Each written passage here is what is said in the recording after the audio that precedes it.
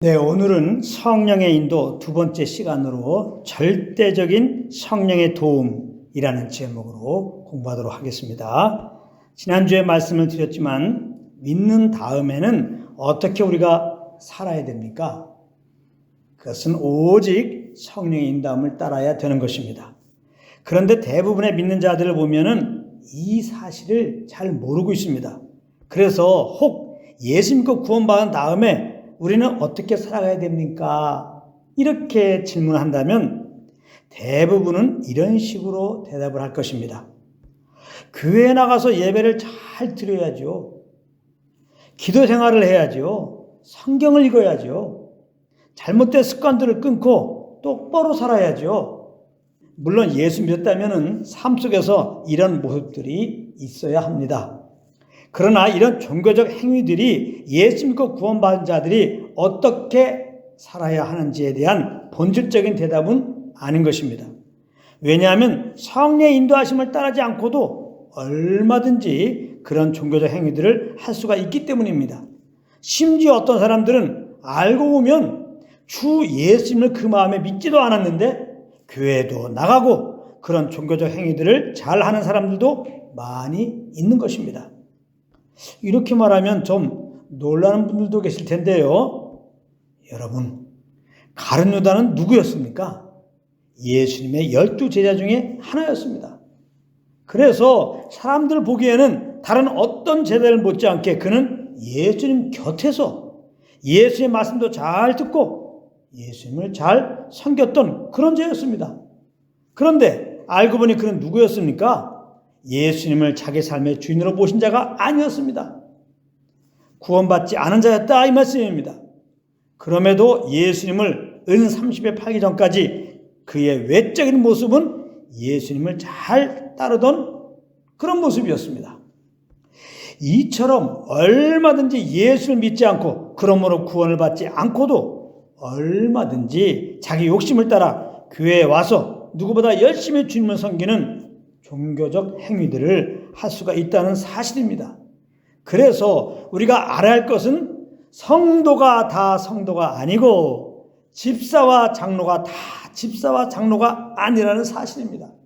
무엇보다 전도사와 목사가 다 전도사와 목사가 아니라는 거예요. 그렇다면 우리가 구원받은 자인가 아닌가를 어떻게 알 수 있을까요? 바로 은혜의 복음을 알고 믿고 있느냐입니다. 우리 죄를 위하여 십자가에 죽으시고 부활하신 예수님을 그 마음의 구주로 모시고 있느냐 이 말씀입니다. 이런 기준을 볼 때 잘 생각해 보십시오. 의외로 많은 성도님들의 구원관이 무엇인지 아십니까?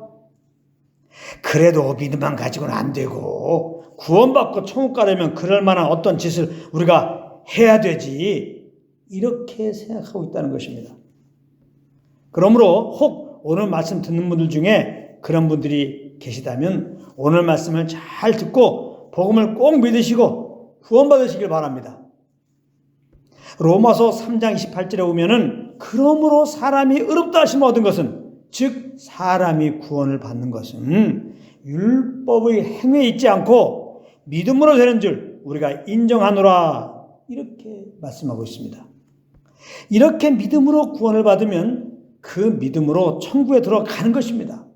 왜냐하면 믿음으로 구원받은 것은 하나님의 생명으로 거듭난 하나님의 자녀가 된 것인데 천국은 하나님의 자녀들이 들어가는 곳이기 때문입니다.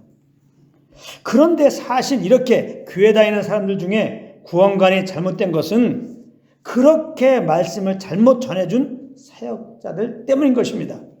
그러므로 혹 누가 그런 다른 복음을 가르친다면 여러분들은 절대 그를 용납하면 안 되는 것입니다. 그 잘못된 가르침을 받아들이면 안 된다 이 말씀입니다. 그리고 혹 기회가 되면 그에게서 떠나 은혜의 복음을 가르치는 교회로 옮기시기를 권면합니다.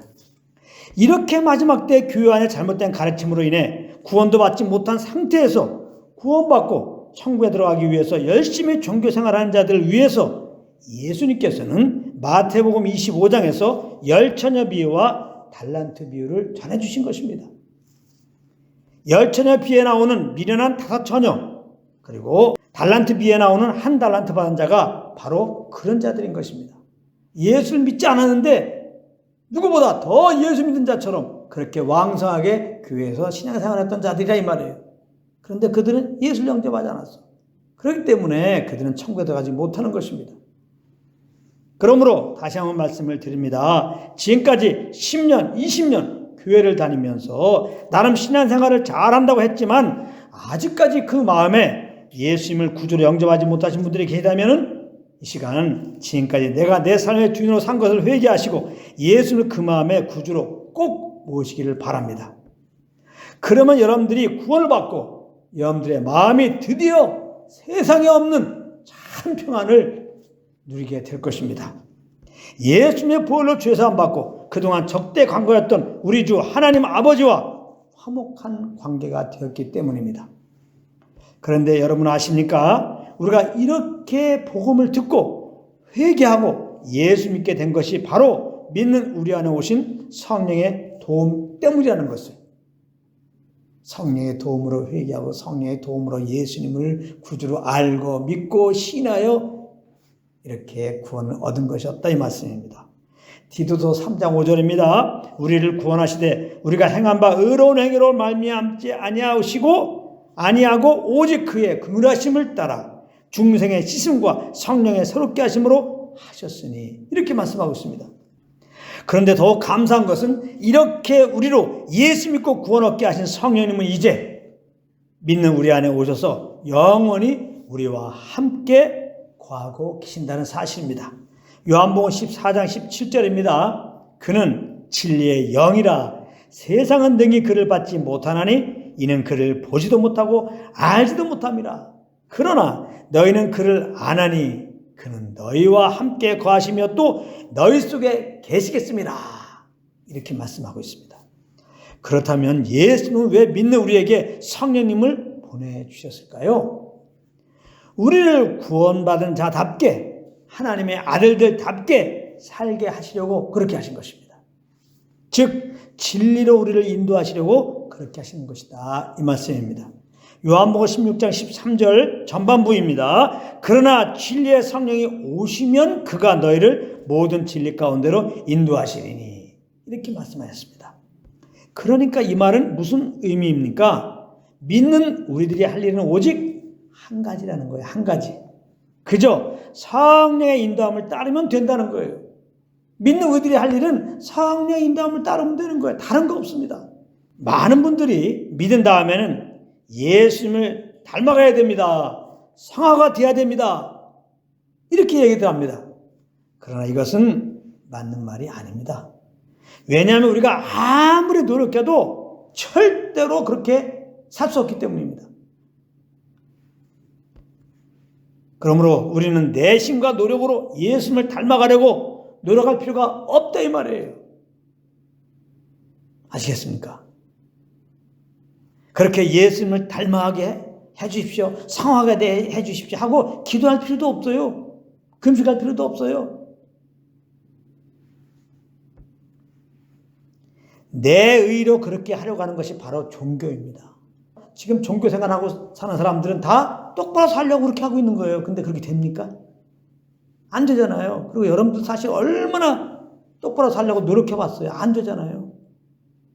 여러분이 잘못할 때마다 회개하고 그래 똑바로 살려고 얼마나 더 기도하고 더 교회를 잘 다니고 더 헌금많이 되고 더 충성봉사하고 더 마음을 청하고 똑바로 살아야지 얼마나 많이 결단하고 그렇게 했습니까? 안 되잖아요. 그래서 복음을 알아야 되는 겁니다. 십자가에서 죽으시고 부활한 예수를 믿음으로 우리가 구원받았다.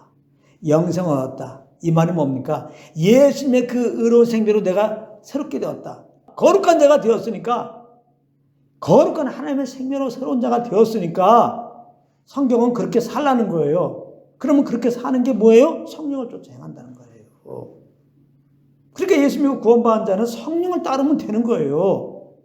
그냥 우리의 힘과 노력으로 그냥 거룩해지자, 예수님 닮자, 똑바로 살려고 노력하자, 하나님께 기쁨이 되도록 노력하자, 다 종교입니다. 그건 되지도 않는 것입니다. 그리고 할 필요가 없다고 그랬어요. 그렇게 안 해도 예수 믿었더니 예수님의 그 거룩한 생명을 새롭게 하시고 우리를 의롭다고 주님이 인정하신다 이 말이에요. 이미 우리 이 사실을 알고 감사하면서 그러므로 믿음으로 이렇게 의롭게 되었으니까 주님의 거룩한 생명으로 거룩한 자가 되었으니까 물론 당연히 그렇게 살아야 됩니다. 그것은 뭐라고요? 바로 성령을 쫓아 사는 거라 이 말이에요. 성령을 쫓아 사는 것이 예수의 생명으로 거룩한 자로서 사는 거예요.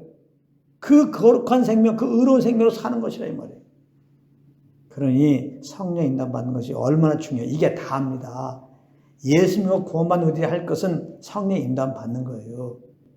이 성령을 따라 사는 사람이 얼마나 이게 평안하고 쉬운 거예요. 내가 하는 게 없잖아요. 성령만 따라가면 되지. 아이가 어미 손 따라서 어미 손에 이끌려서 다니면 걱정되는 게 뭐가 있어요. 먹을 거 걱정해요. 뭘 사회물가 걱정합니까? 엄마 따라가면 엄마가 필요할 때 다 먹을 거 사주시고 그냥 필요할 때 그냥 백화점 들어가서 다 옷 사주고 다 할 텐데. 그냥 내가 살아가려니까 힘든 거예요. 내가 어디 갈까? 저기 갈까? 내가 어떤 음식 먹을까? 또 그 음식 먹으려고 그냥 돈 있으니까 돈 벌려고 그러고. 그래서 그냥 어미 손 떠나갖고 이렇게 이제 성인으로 살아가는 게 힘든 거예요. 아기 때가 축복입니다. 하나님 앞에 우리는 아기 때예요. 아기 때 영원히 무슨 하나님 앞에 자꾸 어른 노릇하려고 그래요. 하나님 가만히 있어요. 내가 하나님 위해서 뭘 해드릴게요. 이런 자세를 갖지 말라 이 말이에요. 우리는 하나님 앞에 말할 줄 모르는 아무것도 할 수 없는 그냥 어린애 그 정도 수준인 겁니다. 그것을 아시고 어미 손에 끌려다니는 아이, 어미 품 안에 안겨 있는 아이, 어미 등에 얹혀 있는 아이 얼마나 평안합니까? 행복하고 그냥.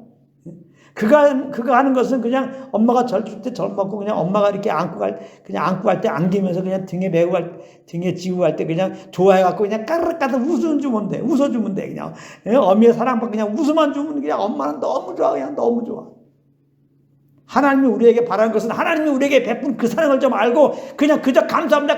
기뻐합니다. 요것만 하면 돼요. 어른으로 하지 말고. 나는 주님 앞에 아무것도 할 수 없습니다.